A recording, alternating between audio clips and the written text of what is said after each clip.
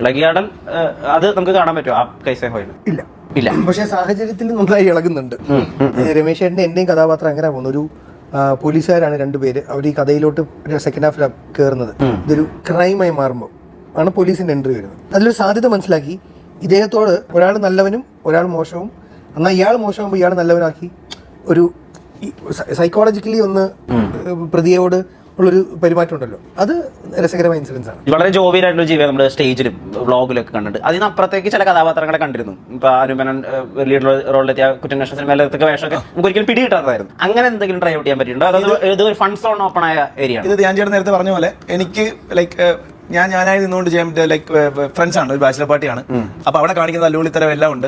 അപ്പൊ നമ്മൾ ആ സമയത്ത് ഓളത്തിനപ്പുറത്തേക്ക് ഇതൊരു പ്രശ്നമായി പോകുന്ന ഒരു കുറച്ച് തീരുമാനങ്ങൾ നമ്മൾ ഓളത്തിന്റെ പുറത്തെടുക്കും.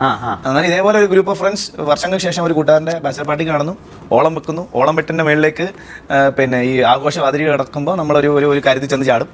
അപ്പൊ അവിടെ നമ്മൾ ഫേസ് ചെയ്യേണ്ടി വരുന്ന കാര്യങ്ങൾ എന്ന് പറഞ്ഞാൽ ആ രാത്രി ആ നിൽക്കുന്ന ആൾക്കൊരു ട്രോമയാണെങ്കിൽ കാണുന്ന ആൾക്കാർക്ക് ഈ ഇവന്റെ പിന്നെ പരാക്രമം കാണുന്ന ഒരു ചിരിയാണ്.